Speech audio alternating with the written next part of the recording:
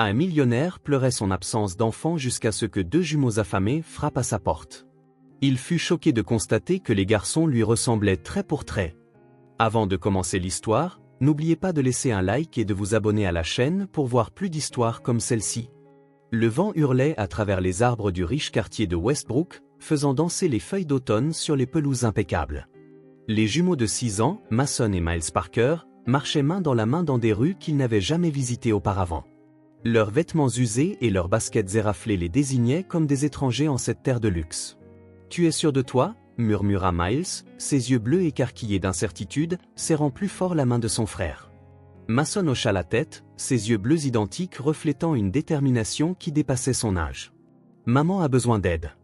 Elle n'a pas mangé depuis 3 jours pour qu'on puisse avoir le reste du pain. » Le souvenir de leur mère, Catherine, pâle et faible sur son lit, refusant de manger pour qu'ils puissent se nourrir, renforça leur résolution. Il l'avait vue s'affaiblir de jour en jour, son visage autrefois vibrant, maintenant creusé par la fièvre. Celui-ci, décida Mason, s'arrêtant devant la plus grande demeure qu'ils eussent vue jusqu'alors. Un portail en fer forgé, partiellement ouvert, révélait un vaste domaine aux fenêtres qui luisaient d'un éclat ambré dans le ciel assombri. À l'intérieur de cette demeure, Edward Blackwood était assis seul dans son bureau, un verre de whisky intact devant lui. À 42 ans, il avait amassé dans l'immobilier une fortune dont la plupart des hommes ne pouvaient que rêver. Pourtant, le vide en lui grandissait chaque année davantage. 2 ans auparavant, il avait perdu Claire, son épouse bien-aimée, après des années de tentatives infructueuses pour avoir des enfants. La chambre d'enfant à l'étage restait fermée, sanctuaire de rêves jamais concrétisés. La sonnerie de la porte d'entrée retentit dans la maison silencieuse, tirant Edward de ses pensées. Richard, son loyal majordome depuis 15 ans, apparut à la porte du bureau. « Monsieur, il y a des enfants à la porte. » Edward fronça les sourcils. « Des enfants ?» La curiosité l'attira vers l'imposante entrée principale. Lorsqu'il ouvrit la porte, la scène qui s'offrit à lui le glaça sur place. 2 jeunes garçons au visage identique le regardaient, leurs yeux d'un bleu aussi saisissant que les siens, écarquillés d'un mélange de peur et d'espoir. « Excusez-moi, monsieur, » dit le plus grand des deux, la voix tremblante mais déterminée. « Pourriez-vous nous donner un peu de nourriture ? Notre maman est malade et nous n'avons pas mangé depuis hier. » Quelque chose s'agita dans la poitrine d'Edward tandis qu'il regardait ses enfants, une reconnaissance si profonde qu'elle lui coupa le souffle. Ce n'était pas seulement leurs yeux. C'était la forme de leur visage, le dessin de leur mâchoire, la façon dont le plus courageux se tenait légèrement en avant pour protéger son frère. « Bien sûr », s'entendit dire Edward, sa propre voix lui paraissant lointaine. « Veuillez entrer. » Alors que les garçons entraient, Richard observa son employeur avec stupéfaction. En 2 ans, Edward Blackwood n'avait invité personne chez lui. Pourtant, il faisait entrer 2 enfants dépenaillés comme s'ils étaient des invités attendus. Edward ne pouvait expliquer l'attirance qu'il ressentait pour ces garçons. Mais en refermant la porte derrière eux, quelque chose de longtemps endormi en lui commença à s'éveiller.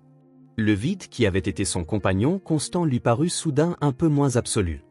L'immense richesse d'Edward Blackwood était évidente dans chaque recoin de sa demeure, de l'escalier en acajou sculpté à la main aux peintures originales qui ornaient les murs. Pourtant, tandis qu'il conduisait les jumeaux à travers le grand hall d'entrée, l'écho caverneux de leurs pas révélait ce que l'argent ne pouvait acheter, la chaleur, les rires, la vie. « Richard, veuillez demander à Madame Peterson de préparer quelque chose pour nos invités, » ordonna Edward à son majordome, qui hocha la tête avec une surprise à peine dissimulée. « Tout de suite, monsieur. » Tandis que Richard disparaissait vers la cuisine, Edward guida Mason et Miles vers un élégant salon. Les garçons s'installèrent avec gêne sur le bord d'un canapé en velours, leurs petites silhouettes semblant minuscules au milieu du mobilier opulent. « Votre maison est vraiment grande, » observa Mason, ses yeux furetant dans la pièce. « Comme un château, » ajouta Miles dans un murmure. Edward sourit faiblement. « Elle me paraît trop grande la plupart du temps. » L'aveu le surprit. Il partageait rarement ses sentiments personnels, même avec Richard ou Madame Peterson, qui le servait depuis 15 ans. Magnat de l'immobilier le plus prospère de la côte, Edward avait transformé Blackwood Property, hérité modestement, en un empire qui dominait les horizons de Boston à Miami. Les publications économiques le qualifiaient de brillant, impitoyable, visionnaire. Aucune ne mentionnait sa solitude. « Vous vivez ici tout seul ?» demanda Mason avec la franchise d'un enfant. Edward hocha la tête. « Juste moi et mon personnel. Ma femme. Elle est décédée il y a 2 ans. Notre grand-mère est morte l'année dernière, offrit doucement Miles. Maman dit qu'elle veille sur nous depuis le ciel maintenant. Édouard étudia les garçons plus attentivement. La ressemblance qui l'avait frappé à la porte était encore plus prononcée maintenant. La forme de leurs yeux, l'angle de leur menton, même la façon dont le sourcil gauche de Mason se haussait légèrement quand il parlait. C'était comme regarder des photographies de lui-même enfant.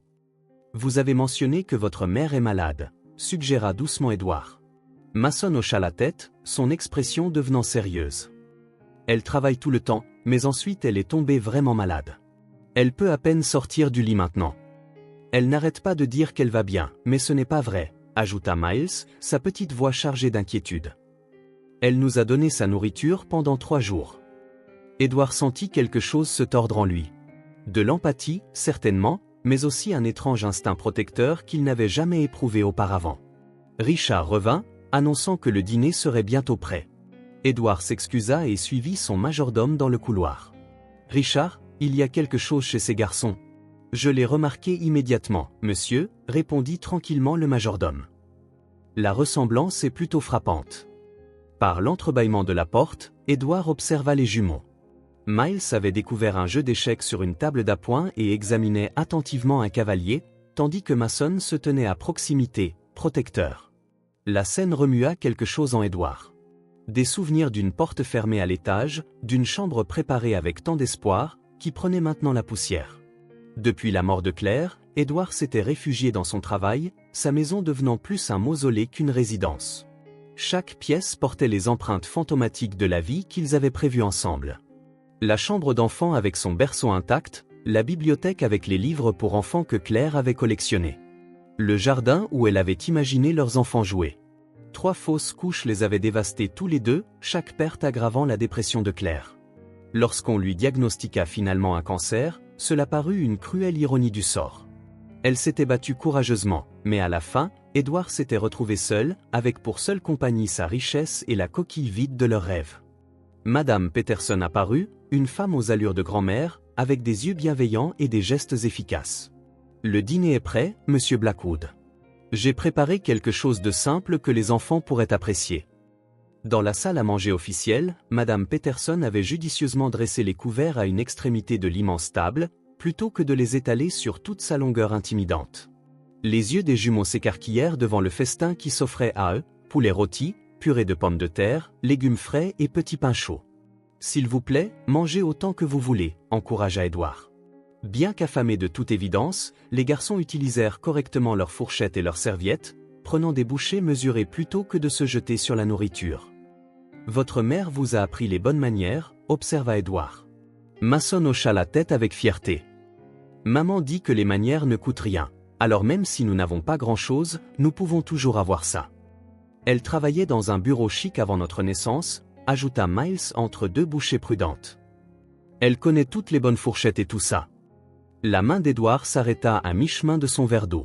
« Où travaillait votre mère ?»« Différents endroits, » haussa les épaules Mason. « Elle travaille à l'épicerie maintenant, fait des ménages et parfois répond au téléphone la nuit.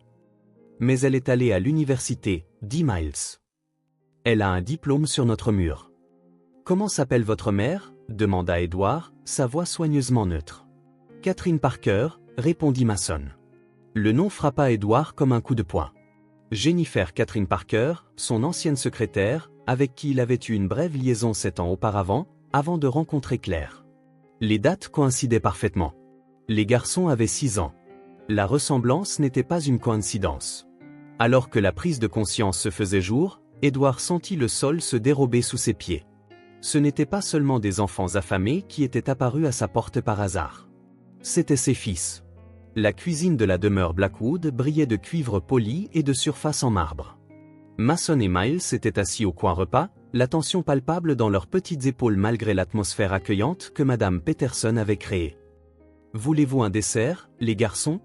demanda la gouvernante, sortant déjà une tarte aux pommes fraîchement cuites du chauffe-plat. Miles regarda Mason, cherchant la permission de son jumeau plus décidé.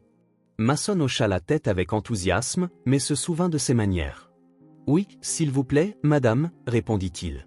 Édouard observait depuis l'embrasure de la porte, frappé par la façon dont les garçons maintenaient leur dignité malgré leur faim évidente. La façon dont Miles s'en remettait à Mason, le léger mouvement protecteur du corps de Mason vers son frère. C'étaient des schémas qu'il reconnaissait de sa propre enfance avec son jeune frère. « Votre mère doit être très inquiète pour vous, » dit Edward, les rejoignant à table alors que Madame Peterson servait de généreuses parts de tarte garnies de glace à la vanille. « Nous avons laissé un mot, » expliqua Mason, les yeux fixés sur la vapeur qui s'élevait de sa tarte. « Nous avons dit que nous allions chercher de l'aide. » « Elle a été si malade, » ajouta Miles, la voix fluette. « Hier, elle ne pouvait même pas se lever pour nous faire le petit déjeuner. Elle n'arrête pas de dire qu'elle ira mieux demain, » continua Mason. « Mais elle dit ça tous les jours et elle ne fait qu'empirer. » Madame Peterson échangea un regard inquiet avec Edward, une mère célibataire gravement malade avec 2 jeunes garçons à charge. La situation était désespérée. « Qu'est-il arrivé à votre appartement ?» demanda doucement Edward. « L'avez-vous perdu quand votre mère n'a plus pu travailler ?» Les jumeaux échangèrent des regards, une communication silencieuse passant entre eux. « Nous l'avons toujours, » expliqua Mason. « Mais le chauffage a été coupé la semaine dernière. Maman nous a enveloppés dans toutes les couvertures. Et il n'y a plus de nourriture, » ajouta Miles. « La voisine a apporté de la soupe il y a 2 jours, mais il n'y en a plus. » Edward sentit un nœud se former dans son estomac. Les enfants ne devraient jamais porter de tels fardeaux. Quand vous aurez fini de manger, voudriez-vous emporter de la nourriture à la maison pour votre mère, offrit-il. Leurs visages s'illuminèrent d'espoir. On peut vraiment ? demanda Miles, les yeux bleus écarquillés. Madame Peterson rassemblait déjà des récipients. Je vais en emballer assez pour plusieurs jours, leur assura-t-elle. Tandis que les garçons finissaient leur dessert, Edward les interrogea davantage, rassemblant les pièces d'un puzzle qu'il commençait à peine à comprendre. « Votre nom de famille est Parker ?» demanda-t-il nonchalamment. « Catherine Parker, oui monsieur, » répondit Mason. Catherine Jennifer Parker est le nom complet de maman, mais tout le monde l'appelle Catherine. Jennifer. Les soupçons d'Edward se muèrent en certitude. Jennifer Catherine Parker avait été son nom complet. Elle se faisait appeler Jennifer au travail. Le moment coïncidait parfaitement avec leur brève relation 7 ans auparavant, juste avant qu'ils ne rencontrent Claire. « Connaissez-vous le nom de votre père ?» La question lui échappa avant qu'Edward ne puisse se retenir. La cuisine devint silencieuse. Miles baissa les yeux sur son assiette vide. « Maman a une photo de lui, » dit finalement Mason. Mais elle ne parle pas beaucoup de lui. Juste qu'il était trop occupé pour une famille.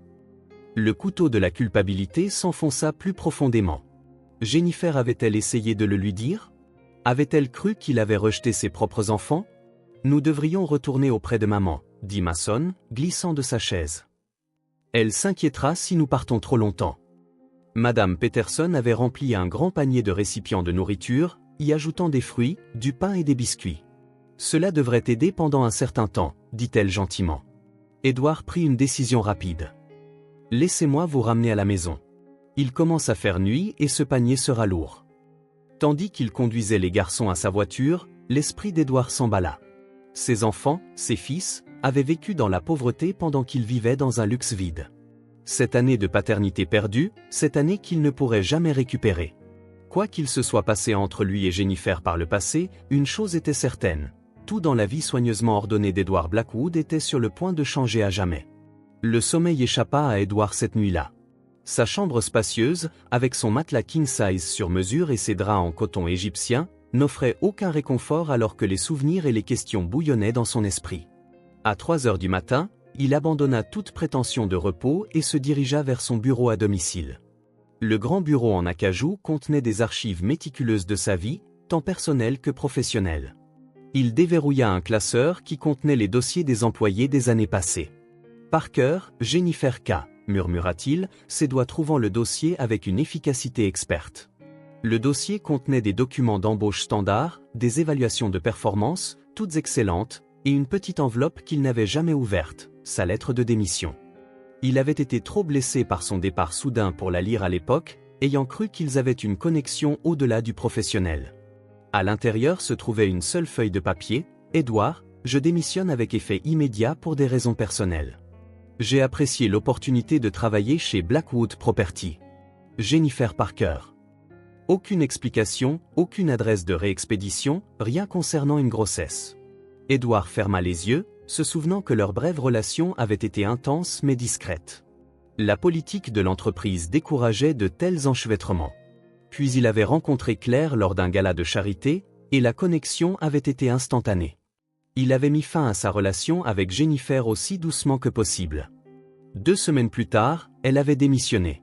Savait-elle déjà qu'elle était enceinte? Avait-elle essayé de le lui dire? Il ouvrit son ordinateur portable et chercha Catherine Jennifer Parker sur les réseaux sociaux. Rien de récent n'apparut. Ensuite, il consulta les registres publics, trouvant une adresse dans le quartier le plus pauvre de Westbrook, un contraste saisissant avec son quartier aisé à quelques kilomètres de là. Plus Édouard creusait, plus sa culpabilité grandissait. Les dossiers d'emploi montraient que Jennifer, maintenant Catherine, cumulait plusieurs emplois au salaire minimum. Pas de certificat de mariage, pas de partenaire pour l'aider avec les enfants. Ses fils avaient vécu dans la pauvreté pendant qu'ils donnaient des millions à des œuvres caritatives. L'aube pointait lorsqu'un léger coup interrompit ses pensées. Richard se tenait à la porte, impeccablement habillé malgré l'heure matinale. « Monsieur, les garçons sont revenus. » Édouard se précipita en bas pour trouver Mason et Miles dans le hall d'entrée, leur souffle créant de petits nuages dans l'air froid du matin. « Maman a mangé de la soupe et du pain grillé », rapporta Mason, son petit visage sérieux. « Elle a dit que nous ne devrions pas déranger les gens, mais nous voulions vous dire merci pour la nourriture. » Édouard s'agenouilla à leur niveau. « Vous ne me dérangez pas du tout. Je suis content que votre mère ait mangé quelque chose. Se sent-elle mieux ?» Les jumeaux échangèrent des regards. « Elle tousse encore beaucoup, » dit Miles avec inquiétude. « Et son front est vraiment chaud. » Édouard prit une décision rapide. « J'ai un ami médecin. Me permettriez-vous de lui demander d'examiner votre mère, comme une faveur pour moi ?» Les jumeaux hésitèrent. « Nous n'avons pas d'argent pour les médecins, » dit Mason à voix basse. « Maman dit que les hôpitaux posent trop de questions. » « Cela ne coûtera rien, leur assura Édouard. « Et pas de questions, promis. Juste quelqu'un pour aider votre mère à se sentir mieux. » 1 heure plus tard, le docteur Harris, qui s'était occupé de Claire pendant sa maladie, examinait Catherine dans son petit appartement, tandis qu'Édouard attendait avec les jumeaux dans leur minuscule salon. L'espace était propre mais dépouillé, un canapé usé, une petite télévision, une étagère débordant de livres de bibliothèque. Un diplôme de l'université d'État était accroché au mur à côté des photos de classe des garçons. Le docteur Harris sortit de la chambre avec une expression grave. « Pneumonie sévère », dit-il tranquillement à Édouard. « Elle a besoin d'être hospitalisée immédiatement. Son taux d'oxygène est dangereusement bas. » Édouard jeta un coup d'œil aux visages inquiets de ses fils et prit une autre décision qui allait changer sa vie. « Prenez les dispositions nécessaires, » dit-il au docteur Harris. « La meilleure chambre privée, tout ce dont elle a besoin. Je couvrirai toutes les dépenses. » Tandis qu'on appelait une ambulance, Édouard regardait les jumeaux rassembler les affaires de leur mère. Une robe de chambre, des chaussons, une brosse à cheveux. L'efficacité avec laquelle ces jeunes enfants géraient la crise en disait long sur les défis qu'ils avaient déjà affrontés dans leur jeune vie. Il se jura alors que, quelles que soient les complications à venir, Mason et Miles n'affronteraient plus jamais de telles épreuves seuls. La Bentley de Victor Reynolds dérapa jusqu'à s'arrêter dans l'allée circulaire du domaine Blackwood, projetant des graviers. À 62 ans, avec des cheveux argentés et une intelligence impitoyable, Victor était l'avocat et le plus proche confident d'Édouard depuis plus de 20 ans. L'homme qui avait guidé Blackwood Property à travers ses expansions les plus agressives et ses procès les plus compliqués. Aujourd'hui, il fit irruption dans la demeure sans s'annoncer, sa mallette serrée dans une main aux jointures blanches. « Où est-il » demanda Victor à Richard. « Monsieur Blackwood est sur la terrasse, monsieur » répondit le majordome avec une neutralité experte. « Dois-je vous annoncer ?»« Ne vous donnez pas la peine » gronda Victor, traversant la maison avec une autorité familière. Il trouva Édouard assis sur la terrasse en pierre, observant 2 jeunes garçons jouer à une version improvisée de chat perché autour de la fontaine du jardin. Un instant, Victor resta inaperçu, absorbant la scène avec une alarme croissante. Édouard Blackwood, le magnate impitoyable de l'immobilier qui avait passé les 2 dernières années en reclus, souriant faiblement en observant des enfants courir sur sa pelouse immaculée. « Avez-vous complètement perdu la tête ?» La voix de Victor déchira la scène paisible. Édouard se tourna, nullement surpris. « Je me demandais quand vous alliez arriver. Richard a appelé mon bureau en panique. siffla Victor, gardant sa voix suffisamment basse pour que les enfants ne puissent pas l'entendre. Quelque chose à propos de vous recueillant des gamins des rues et transportant une femme à l'hôpital. Les tabloïds flairent déjà l'affaire. Édouard resta calme.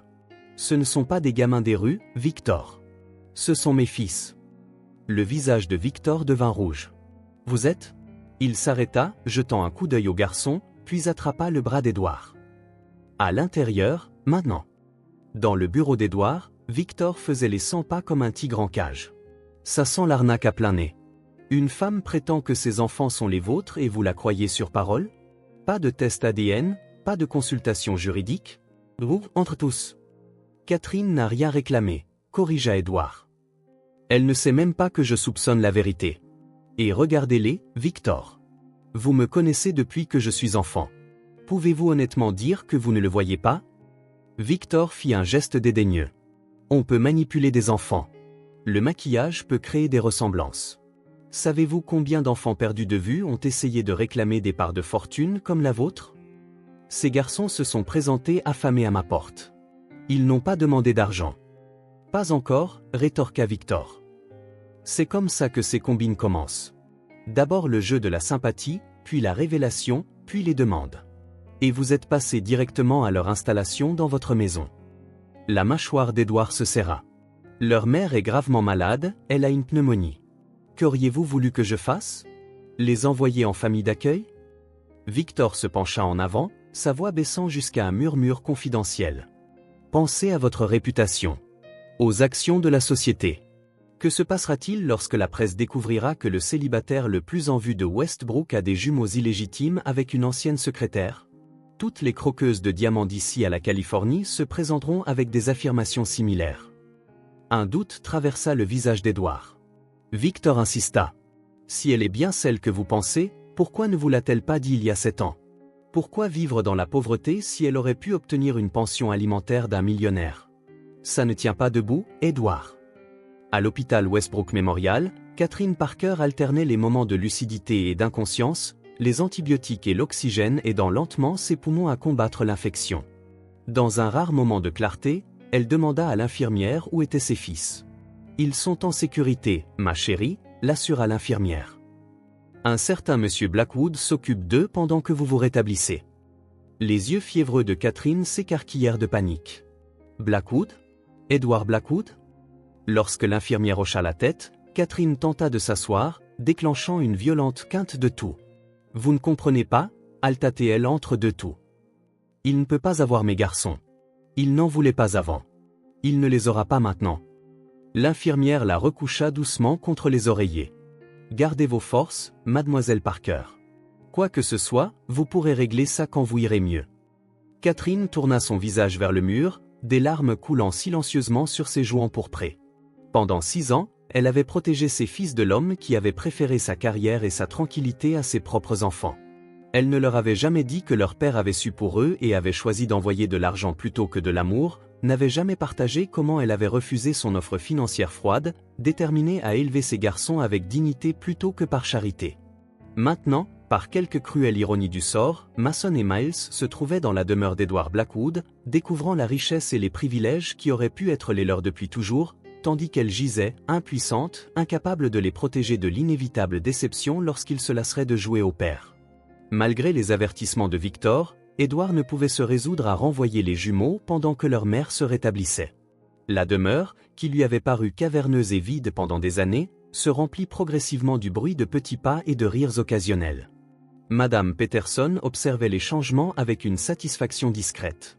Pour la première fois depuis la mort de Claire, les lumières brûlaient dans des pièces restées sombres, et les repas étaient servis avec conversation plutôt qu'en silence. Le 3e matin, Edward trouva Miles assis en tailleur sur le sol de la bibliothèque, entouré de livres sur les étoiles et les planètes. « Tu aimes l'astronomie » demanda Edward, s'asseyant à côté de lui. Miles hocha timidement la tête. « Je veux être astronaute un jour. Ou peut-être un scientifique qui étudie les trous noirs. »« Je voulais aussi être astronaute quand j'avais ton âge » admit Edward. « J'avais des étoiles phosphorescentes partout sur mon plafond. » Miles leva les yeux avec un intérêt nouveau. « Vraiment ? Maman ne pouvait pas nous laisser mettre des étoiles sur notre plafond parce que le propriétaire se fâcherait. » Sans réfléchir, Édouard attrapa un lourd atlas d'astronomie sur une étagère élevée. C'était mon livre préféré quand j'étais petit. Il montre toutes les constellations. Miles se pencha pour voir les illustrations détaillées, et Édouard souleva instinctivement l'enfant sur ses épaules. Ce simple geste, que les pères faisaient tous les jours avec leur fils, lui parut capital. L'espace d'un battement de cœur, le poids du petit corps sur ses épaules serra la poitrine d'Édouard d'émotion. « Je peux tout voir d'ici », s'exclama Miles, ses petites mains se stabilisant sur la tête d'Édouard. Pendant ce temps, Mason avait découvert le jeu d'échecs dans le bureau. Édouard le trouva en train d'arranger soigneusement les pièces, le visage plissé par la concentration. « Tu joues » demanda Édouard. « Non, monsieur » répondit Mason. « Mais j'ai vu des gens jouer dans le parc. Les pièces en forme de cheval sont mes préférées. On les appelle des cavaliers » expliqua Édouard, s'asseyant en face de lui. « Voudrais-tu apprendre » Le visage de Mason s'illumina. « Pourriez-vous m'apprendre ? Je suis doué pour apprendre les jeux. » Tandis qu'Édouard expliquait les mouvements de base, il fut frappé par la rapidité avec laquelle Mason saisissait les concepts. À leur troisième partie, le garçon pensait déjà 2 coups à l'avance, son esprit stratégique rappelant à Édouard le sien d'enfant. « Tu es un naturel », loua Édouard alors que Mason capturait avec succès un fou. Le garçon rayonnait de fierté. « Maman dit que je deviens parfois trop compétitif. Miles aime me laisser gagner, mais je le vois bien. » Ces petits moments ordinaires, lire avec Miles, jouer aux échecs avec Mason, commencèrent à guérir quelque chose en Édouard qu'il n'avait pas réalisé être brisé. Après des années d'isolement et de deuil, il se surprenait à anticiper le son de leur voix, leurs questions, leurs découvertes. Chaque soir, Édouard recevait des nouvelles du docteur Harris sur l'état de Catherine. « Elle s'améliore, mais lentement », rapporta le médecin. L'infection était assez sévère. Elle aura besoin de temps pour retrouver ses forces. Un soir, alors que Madame Peterson aidait les jumeaux à se préparer pour le lit dans la chambre d'amis, Mason posa la question qu'Édouard redoutait. « Monsieur Blackwood, pourquoi nous aidez-vous autant » Édouard marqua une pause, incertain de la façon de répondre sans révéler ses soupçons sur leur parenté. « Parce que tout le monde a besoin d'aide parfois, » dit-il finalement. « Et vous, les garçons, vous me rappelez ce qui est important. » Cette nuit-là, Édouard s'assit dans son bureau avec un verre de whisky intact, contemplant la photographie de Jennifer Catherine tirée de son dossier d'employé. Il avait manqué 6 années de la vie de ses fils, 6 anniversaires, 6 Noëls, les premiers mots, les premiers pas, des moments qu'il ne pourrait jamais récupérer. Quelles que soient les erreurs commises, quels que soient les malentendus survenus, Édouard se jura silencieusement de réparer les choses. Pas seulement pour les garçons, mais aussi pour leur mère. Édouard s'approcha de la porte fermée au bout du couloir, une porte qu'il n'avait pas ouverte depuis 2 ans. Sa main tremblait légèrement sur la poignée en laiton. Derrière cette porte se trouvait la chambre d'enfant que Claire et lui avait préparée avec tant d'espoir, une pièce remplie de rêves jamais concrétisés. Alors qu'il hésitait, une petite voix parla derrière lui. « Cette pièce est spéciale ?» demanda Mason, ses yeux curieux fixés sur la main d'Édouard. Édouard prit une profonde inspiration. « Oui, c'était censé être une chambre d'enfant. Ma femme et moi, nous allions avoir un bébé, mais ce n'est jamais arrivé. » Mason hocha la tête avec une compréhension surprenante. « C'est triste. Maman a aussi une boîte d'affaires de bébé qu'elle garde dans son placard. Elle pleure parfois quand elle la regarde. » Prenant une profonde inspiration, Édouard tourna la clé et poussa la porte. La lumière du soleil entrait à flot par les rideaux bleus, illuminant le berceau blanc immaculé, le fauteuil à bascule. Des étagères de jouets et de livres intacts. Une fine couche de poussière recouvrait tout, malgré le nettoyage régulier du reste de la maison par Madame Peterson. « Waouh » souffla Mason. « On dirait un magasin de jouets. » Au lieu de la douleur à laquelle Édouard s'attendait, il ressentit un étrange soulagement en voyant un enfant, son enfant, dans cet espace resté figé dans le temps pendant si longtemps. « Voudriez-vous, toi et Miles, rester ici pendant que votre mère se rétablit ?» se surprit-il à demander. La chambre d'amis est bien, mais cette pièce était destinée aux enfants. Les yeux de Mason s'écarquillèrent. On pourrait vraiment ? Il y a même 2 lits. En effet, il y avait 2 petits lits contre un mur. Claire avait insisté pour se préparer à l'éventualité de jumeaux, ce qui avait semblé être un vœu pieux à l'époque. Alors qu'Édouard aidait Mason et Madame Peterson à déménager les quelques affaires des jumeaux dans la chambre d'enfant, il remarqua une boîte inconnue sur une étagère élevée dans le placard. Richard expliqua que certains articles provenant de bureaux rénovés y avaient été stockés temporairement. Ce soir-là, pendant que les garçons dînaient avec Madame Peterson, Edward examina la boîte. Parmi les fournitures de bureau et les objets personnels oubliés se trouvait une enveloppe scellée, adressée à lui d'une écriture familière, Jennifer Parker. Le cœur battant, Edward ouvrit l'enveloppe. La lettre à l'intérieur était datée d'il y a 7 ans, quelques jours seulement après qu'il eut mis fin à leur relation. Edward, j'ai essayé de vous parler en personne, mais votre emploi du temps a été impossible, et maintenant je comprends pourquoi. J'ai vu les photos des pages mondaines de vous avec Claire Westingham au gala de charité. Je dois vous dire que je suis enceinte. 8 semaines. J'avais prévu d'interrompre la grossesse, mais je ne peux pas le faire. J'élèverai cet enfant seul et ne vous demanderai rien. Je démissionne de Blackwood Property avec effet immédiat. S'il vous plaît, ne me contactez pas. J'ai vu le bonheur dans vos yeux avec Claire, et je ne compliquerai pas votre vie. Si un jour vous souhaitez connaître votre enfant, cette porte restera ouverte. Jennifer. Edward s'affaissa dans le fauteuil à bascule, la lettre tremblant dans ses mains. Elle avait essayé de le lui dire. La lettre ne lui était jamais parvenue. Cette année de séparation, de ses fils grandissant sans lui, de Catherine luttant seule. Tout cela parce que cette lettre avait été mal classée, ou une terrible suspicion se forma dans son esprit. Il appuya sur le bouton de l'interphone pour Richard. « Monsieur » répondit la voix du majordome. Richard, qui s'occupait de ma correspondance personnelle il y a 7 ans, quand mademoiselle Parker travaillait ici. Il y eut une pause. Monsieur Reynolds s'occupait de toute la correspondance sensible, monsieur. Il disait que c'était pour vous protéger des distractions. Victor. La prise de conscience frappa Edward avec une force stupéfiante.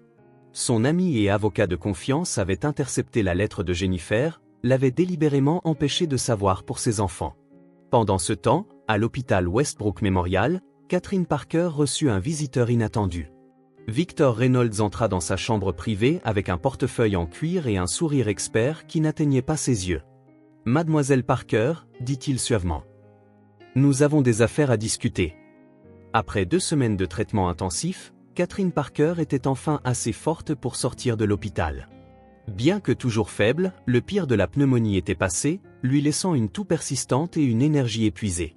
Edward se tenait maladroitement dans le couloir de l'hôpital pendant que le docteur Harris passait en revue les instructions de sortie avec Catherine. La première fois qu'il l'avait vue consciente avait été brève et tendue, ses yeux s'écarquillant de reconnaissance puis se rétrécissant avec une froideur qui en disait long. « Maman !» Les jumeaux firent irruption dans la chambre, se précipitant au chevet de Catherine. Leur visage rayonnait d'excitation alors qu'ils la serraient dans leurs bras, prudemment, attentifs à la perfusion qui venait d'être retirée. « Mes courageux garçons !» murmura Catherine, sa voix encore rauque en les serrant contre elle. Ses yeux brillaient de larmes tandis qu'elle respirait leur odeur familière, remarquant des vêtements neufs, des cheveux soigneusement coupés et un éclat sain qui témoignait de repas corrects et de soins. Edward s'éclaircit la gorge depuis l'embrasure de la porte. « Je voudrais vous offrir ma maison pendant votre convalescence, mademoiselle Parker. Le médecin dit que vous aurez besoin de plusieurs semaines de repos supplémentaires pour récupérer complètement. » Les yeux de Catherine rencontrèrent les siens, une tempête d'émotions traversant son visage. Méfiance, ressentiment, sous tout cela, épuisement. « Ce n'est pas nécessaire, » commença-t-elle. « S'il te plaît, maman, » interrompit Miles. Monsieur Blackwood a un jardin avec une fontaine et une bibliothèque avec tous les livres d'astronomie que tu peux imaginer. Et Madame Peterson fait les meilleurs biscuits, ajouta Mason. Tu pourras reprendre des forces là-bas. La résolution de Catherine vacilla en voyant l'espoir dans les yeux de ses fils. Pendant des années, elle s'était épuisée au travail pour leur donner ne serait-ce que le strict nécessaire. Maintenant, ils avaient connu un confort qu'elle ne pourrait jamais leur offrir, et cette prise de conscience la blessait profondément. Juste jusqu'à ce que vous soyez complètement rétablis, ajouta doucement Edward, pour le bien des garçons. À contre-cœur, Catherine accepta. Le trajet jusqu'au domaine Blackwood fut silencieux, une tension pesante flottant dans l'air. Les jumeaux bavardaient avec excitation, inconscients des courants sous-jacents entre les adultes. Madame Peterson avait préparé une suite près de la chambre d'enfants où logeaient les garçons. Alors que Catherine s'installait dans la luxueuse chambre, elle se sentit comme une intruse dans un monde qui avait été refusé à ses fils jusqu'à présent. Elle passa les premiers jours à rester dans sa chambre, n'en sortant que pour les repas lorsque les garçons insistaient. Edward respecta sa distance, se faisant discret lorsqu'elle apparaissait. Un soir, une semaine après son arrivée, Catherine s'aventura dans la bibliothèque après que les jumeaux se furent endormis. Elle y trouva Édouard, lisant près de la cheminée. « Ils ont vos manières, dit-elle sans préambule. » Édouard leva les yeux, surpris par sa présence et ses paroles. « Je l'ai remarqué depuis des années, » continua Catherine, resserrant sa robe de chambre autour de sa silhouette mince. « Miles tambourine des doigts comme vous quand il réfléchit. Mason penche la tête de la même façon quand il se concentre. » Édouard posa son livre. « Ce sont des garçons remarquables. Vous avez fait un travail incroyable en les élevant, Catherine. »« Comment avez-vous su ?» demanda-t-elle, la voix tendue. « Quand l'avez-vous compris ?»« Au moment où je les ai vus à ma porte, » répondit honnêtement Édouard. La ressemblance est indéniable. Le sang-froid de Catherine se fissura légèrement. « Alors pourquoi ? Pourquoi prétendre pendant 7 ans qu'il n'existait pas ? Pourquoi me faire lutter seul alors que vous aviez tout ça ?» Son geste engloba la pièce opulente, la demeure, le privilège qui avait toujours été hors de sa portée. Le visage d'Édouard exprima une véritable confusion. « Je n'ai jamais su pour eux, Catherine. Pas avant qu'ils ne se présentent à ma porte. » Elle le dévisagea, l'incrédulité évidente dans son expression. « Victor Reynolds est venu me voir il y a 7 ans avec un chèque et un accord de confidentialité. Il a dit que vous n'étiez pas intéressé par la paternité et que vous vouliez de la discrétion. » La révélation frappa Édouard comme un coup de poing. Une autre pièce de la trahison de Victor se mit en place. Un dimanche matin, un silence tendu régnait dans la demeure Blackwood. Dans la bibliothèque, Édouard faisait les 100 pas en attendant l'arrivée de Victor, la lettre interceptée serrée dans sa main. Lorsque l'avocat apparut enfin, son assurance habituelle vacilla à la vue de l'expression d'Édouard. « Vous m'avez menti, » dit Édouard calmement, sa voix plus dangereuse que s'il avait crié. « Pendant 7 ans, vous m'avez caché mes fils. » Victor redressa sa cravate. « J'ai fait ce qui était nécessaire pour vous protéger, vous et Blackwood Property. » Le moment était terrible. Vous veniez de rencontrer Claire. La fusion Watson était en suspens. Alors vous avez intercepté la lettre de Jennifer. Édouard jeta le papier sur son bureau. Et ensuite ? Vous êtes allé la voir avec de l'argent pour acheter son silence, en vous présentant comme agissant en mon nom ? C'était votre secrétaire, Edward, ricana Victor. Une inconnue du service de dactylographie. Que attendiez-vous de moi ? Que je la laisse tout faire dérailler ce que vous aviez construit ? Vous étiez amoureux de Claire, sur le point d'épouser une des familles les plus influentes de l'État. La voix d'Édouard baissa encore. Ces garçons ont grandi sans père à cause de vos décisions. Leur mère a cumulé 3 emplois. Ils ont eu faim pendant que je vivais ici dans un luxe vide. J'ai pris la bonne décision, insista Victor. Si vous aviez su pour la grossesse, vous auriez tout jeté par culpabilité mal placée. J'ai préservé votre avenir. Vous l'avez volé, rétorqua Édouard. Sortez de ma maison, Victor. Vous êtes renvoyé. Et si vous vous approchez encore de ma famille ? Votre famille ? Victor rit, incrédule. Il y a une semaine, vous ne saviez même pas qu'ils existaient. Maintenant, c'est votre famille. Aucun des 2 hommes ne remarqua Catherine, debout dans l'embrasure de la porte, ayant tout entendu. Elle se retira silencieusement, son monde basculant. Pendant 7 ans, elle avait nourri son amertume, croyant qu'Édouard avait rejeté ses propres enfants. Elle s'était épuisée au travail plutôt que d'utiliser son argent, déterminée à ce que ces garçons ne se sentent jamais indésirables. Plus tard cet après-midi-là, Édouard trouva Catherine dans le jardin. Ses yeux étaient rouges d'avoir pleuré. « J'ai entendu, » dit-elle simplement. « Votre conversation avec Victor. » Édouard s'assit à côté d'elle sur le banc de pierre. « Je n'ai jamais su pour les garçons, Catherine. Je n'aurais jamais abandonné mes propres enfants. J'ai gardé votre photo, » admit-elle, sortant une photo usée de sa poche. C'était la seule image de leur père que les garçons possédaient. Elle la tendit à Édouard, lui-même, 7 ans plus jeune, lors d'un pique-nique d'entreprise, souriant à l'appareil photo. « Je leur ai dit que vous étiez trop occupé pour une famille, » continua-t-elle. « Je n'ai jamais dit que vous étiez une mauvaise personne. Je ne pouvais pas supporter qu'ils se sentent rejetés. » La vision d'Édouard se brouilla de larmes. « J'ai tellement manqué de choses. » Catherine hocha la tête, ses propres larmes coulant. « Nous tous. » La paix fragile qui s'installait dans la demeure Blackwood vola en éclats 3 jours plus tard, à l'arrivée des journaux du matin. La tasse de café d'Édouard se figea à mi-chemin de ses lèvres alors qu'il fixait le titre en première page, « Famille secrète Blackwood ». Les jumeaux illégitimes du millionnaire découvert. Sous le titre, des photos de Mason et Miles jouant dans le jardin, à côté d'une image plus jeune d'Edward et d'un cliché granuleux de Catherine quittant l'hôpital. L'article détaillait les humbles origines de Catherine en tant qu'ancienne secrétaire d'Edward, spéculait sur les demandes de paternité et citait une source anonyme proche de la famille. Richard apparut à l'épaule d'Edward. « Monsieur, il y a des photographes aux grilles. » Catherine entra dans la salle à manger, le visage pâle. L'école a appelé. Des journalistes attendent devant le bâtiment. Les garçons ont peur. Edward attrapait déjà son téléphone. J'envoie la sécurité les ramener à la maison. Ça suffit maintenant. Mais les dégâts se propageaient. Dans l'après-midi, le téléphone d'Edward sonnait constamment, assailli d'appels de membres du conseil d'administration, d'investisseurs et de relations sociales, tous exigeant des explications. Catherine, encore affaiblie par sa maladie, se retira dans sa chambre avec de la fièvre. Le stress avait fait des ravages. Ce soir-là, pendant que Madame Peterson s'occupait des jumeaux, Edward s'assit au chevet de Catherine, plaçant une compresse fraîche sur son front. « Je suis désolé, dit-il doucement. C'est Victor qui est derrière tout ça. Il me punit de l'avoir renvoyé. » Les yeux de Catherine s'ouvrirent en papillotant. Les garçons sont confus. Ils ne comprennent pas pourquoi les gens prennent leurs photos, leur demandent si vous êtes leur père. La main d'Edward s'immobilisa. « Nous ne leur avons pas encore dit. »« Nous devons le faire, » murmura Catherine. « Avant que quelqu'un d'autre ne le fasse. » Dans le silence qui suivit, Edward remarqua comment la lumière du soir adoucissait les traits de Catherine, révélant des aperçus de la jeune femme qu'il avait brièvement connue 7 ans auparavant. « Vous savez que ça ne durera pas, » dit-elle soudain, sa voix teintée d'une vieille douleur. La nouveauté s'estompera. Vous vous lasserez de jouer au père pour des enfants qui ne cadrent pas avec votre monde. Edward la regarda fixement. Ils font partie de moi, Catherine. La meilleure partie, peut-être. Rien ne changera cela. Elle se détourna, les larmes menaçant de couler. Ils vous ressemblent, mais ils sont aussi à moitié miens, élevés par une secrétaire, pas une mondaine.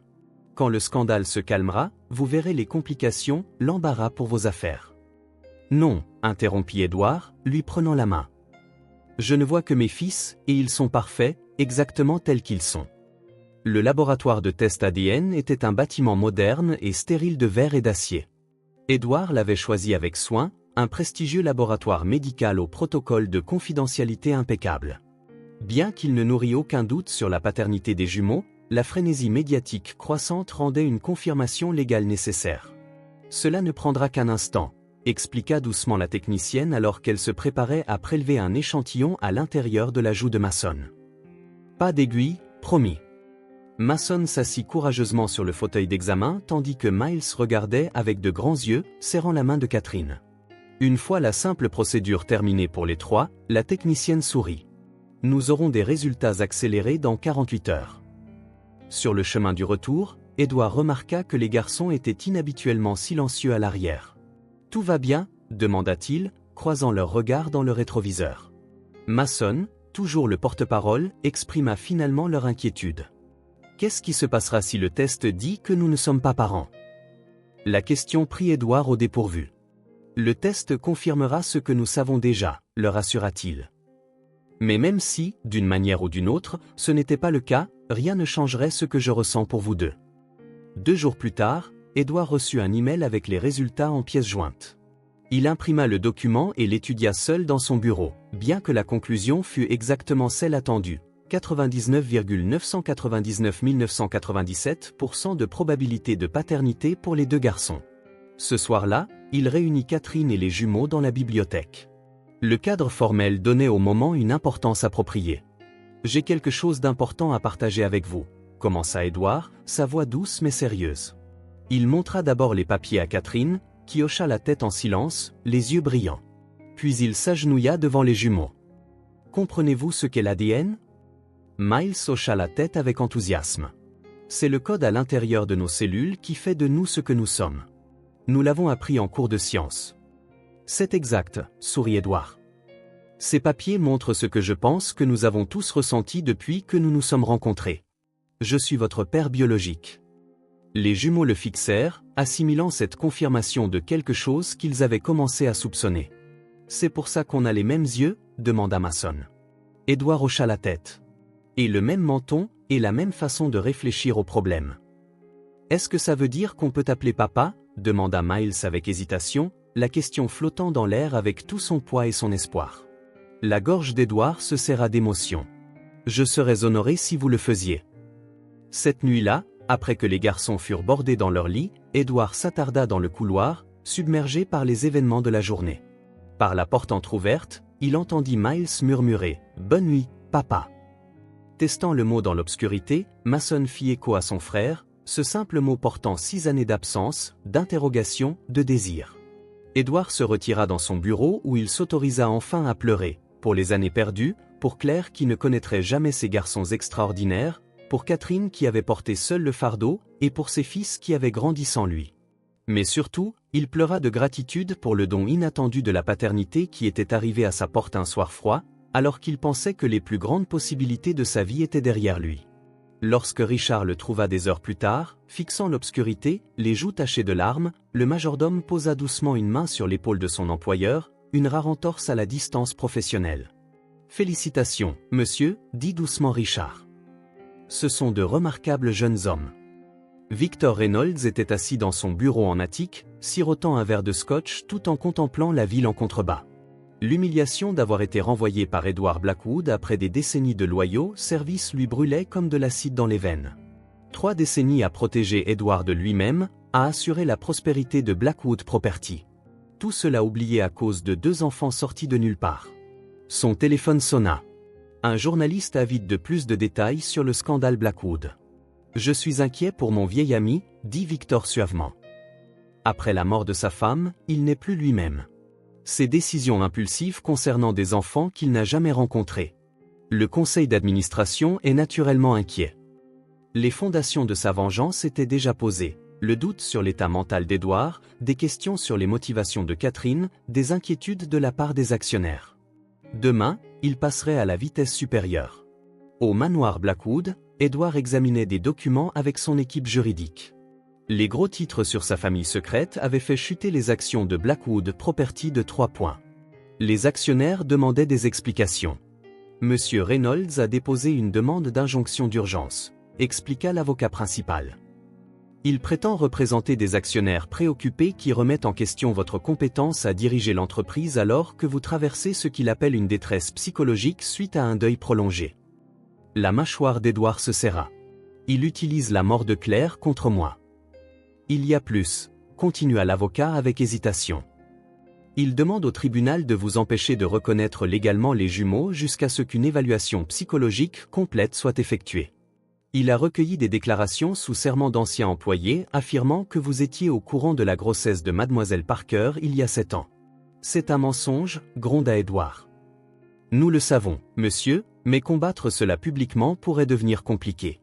Monsieur Reynolds suggère un arrangement. Vous vous retirez temporairement des opérations quotidiennes, reportez toute reconnaissance légale des enfants, et les actionnaires retireront leurs préoccupations.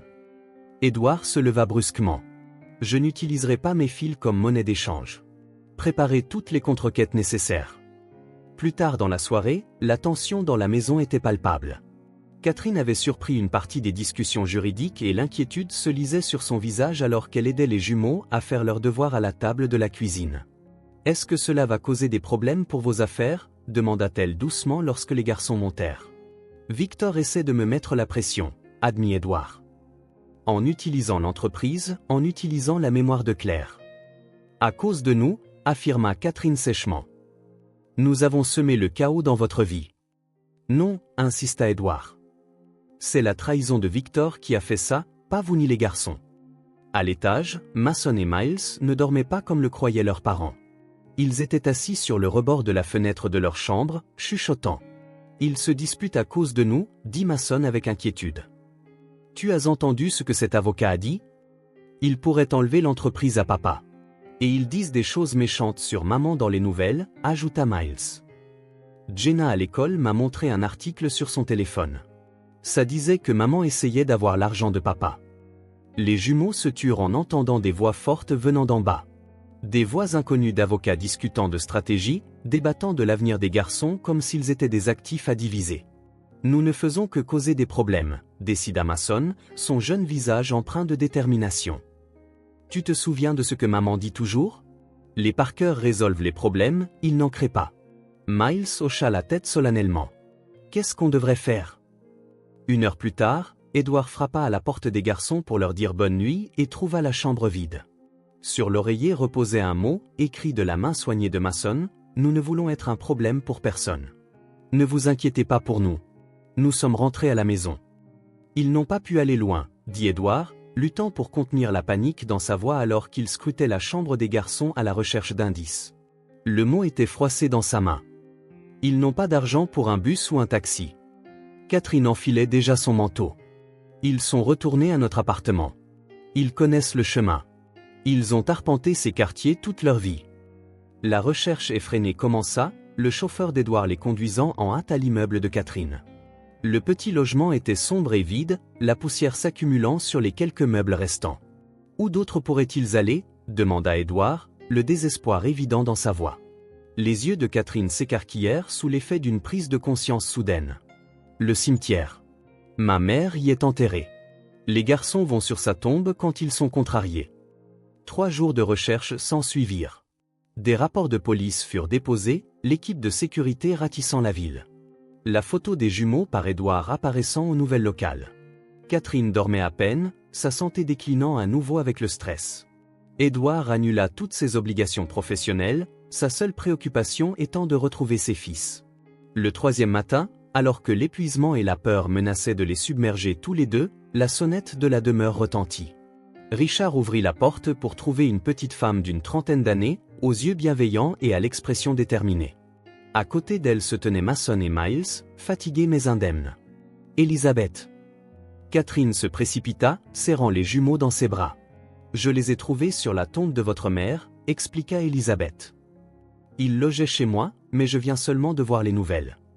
Elizabeth Andrew avait été l'assistante de Jennifer des années auparavant et était restée l'amie de Catherine pendant les années difficiles qui suivirent.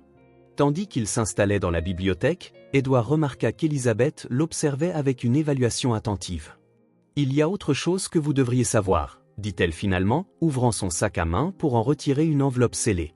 « Je les ai gardées pendant 7 ans, espérant qu'elles pourraient être utiles un jour. » À l'intérieur se trouvaient des courriels entre Victor et le service des ressources humaines concernant la démission de Jennifer, une copie de la lettre originale que Jennifer avait envoyée à Edward au sujet de sa grossesse, plus accablant encore, un enregistrement de Victor faisant pression sur Jennifer pour qu'elle quitte la ville avec un arrangement financier. Il a menacé de fabriquer des accusations de faute professionnelle contre vous si Jennifer ne disparaissait pas, expliqua Elizabeth. Je copiais des fichiers ce jour-là et j'ai tout entendu. Jennifer a refusé son argent, mais a accepté de partir pour protéger votre réputation.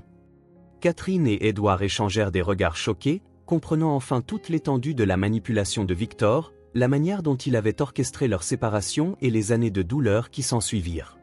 Les jumeaux, épuisés par leur épreuve, s'étaient endormis contre les épaules de Catherine. En regardant leur visage paisible, Edward et Catherine partagèrent un moment d'unité parfaite, un vœu silencieux que personne ne séparerait plus jamais leur famille. Les preuves fournies par Elizabeth changèrent tout. Les avocats d'Edward agirent rapidement, déposant des contre-accusations contre Victor Reynolds pour fraude, obstruction et malversation d'entreprise. L'enregistrement était particulièrement accablant, sa voix claire alors qu'il menaçait de fabriquer des accusations de faute professionnelle contre Edward si elle ne disparaissait pas. Le conseil d'administration doit voir cela immédiatement, conseilla l'avocat principal d'Edward. Toute l'affaire de Reynolds repose sur le fait de vous dépeindre comme instable et mademoiselle Parker comme une opportuniste. Cela prouve le contraire. En quelques jours, le récit soigneusement construit par Victor s'effondra. La réunion d'urgence du conseil d'administration qu'il avait convoquée pour remettre en question le leadership d'Edward devint au contraire sa propre perte. Alors que les preuves de ces années de tromperie étaient présentées, ses alliés de longue date prirent leur distance. Le procès des actionnaires fut retiré, accompagné d'excuses officielles. Pendant ce temps, la presse, qui avait avidement publié des spéculations scandaleuses, poursuivait désormais un angle différent, la réunion émouvante d'un père avec les fils dont il ignorait l'existence, cruellement séparés par les manigances d'un avocat manipulateur. L'opinion publique changea pratiquement du jour au lendemain. « Ils appellent ça l'histoire de l'année », remarqua Catherine, montrant à Edward le titre du journal, « Famille Blackwood réunie. La vérité triomphe de la tromperie. » Pour les jumeaux, ces développements rapides étaient à la fois excitants et déroutants. Un matin, Mason trouva Edward dans son bureau, examinant des documents juridiques. « Qu'est-ce qui va nous arriver maintenant » demanda-t-il, son jeune visage sérieux. « Quand tout ça sera fini ?» Edward mit les papiers de côté. « Que veux-tu dire, mon fils ?» Mason tripotait la manche de son pull. « À l'école, Tommy a dit que tu te lasserais de jouer au papa et que tu nous renverrais dans notre ancien appartement. » Edward s'agenouilla pour se mettre à la hauteur de son fils. « Mason, je ne joue à rien. Je suis ton père. Pas seulement parce qu'un test ADN le dit, mais parce que je vous aime, toi et Miles, plus que tout au monde. Rien ne changera jamais cela. » Les épaules du garçon se détendirent légèrement. « Promis ?» Promis, la voix d'Edward était ferme et pleine de conviction.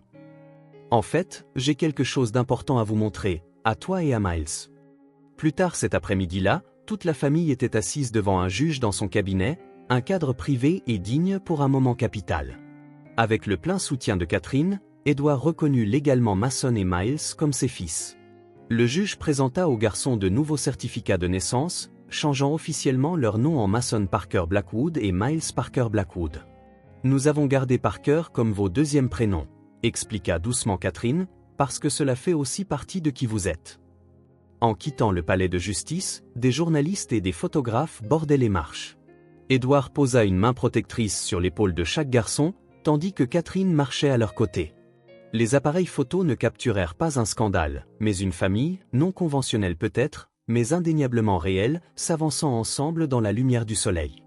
Dans la voiture qui les ramenait chez eux, Miles étudiait son nouveau certificat de naissance avec émerveillement. « Est-ce que ça veut dire qu'on est vraiment des Blackwood maintenant ?» demanda-t-il. « Vous avez toujours été des Blackwood, » répondit Edward.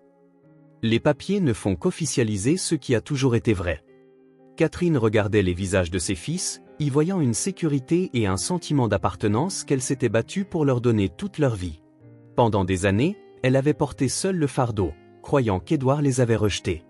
Maintenant, en voyant la douceur avec laquelle il guidait les garçons, la patience avec laquelle il répondait à leurs questions interminables, elle s'autorisa enfin à croire que ce tournant extraordinaire dans leur vie n'était pas temporaire, mais le début de quelque chose de durable. 1 an s'était écoulé depuis les marches du palais de justice, une année d'ajustement, de guérison et de croissance. La demeure Blackwood ne ressemblait plus au mausolée silencieux qu'elle avait été. Des photos de famille bordaient les couloirs, des dessins d'enfants ornaient le réfrigérateur, et les éclats de rire résonnaient régulièrement dans des pièces qui n'avaient connu que le silence pendant trop longtemps. Catherine vivait dans le pavillon d'invités sur la propriété, assez proche pour être présente dans la vie quotidienne de ses fils, mais avec suffisamment de distance pour maintenir son indépendance. Elle avait trouvé sa propre voie, dirigeant la fondation Blackwood Family Connection, qu'Edward avait créée pour soutenir les familles séparées par la tromperie ou les circonstances.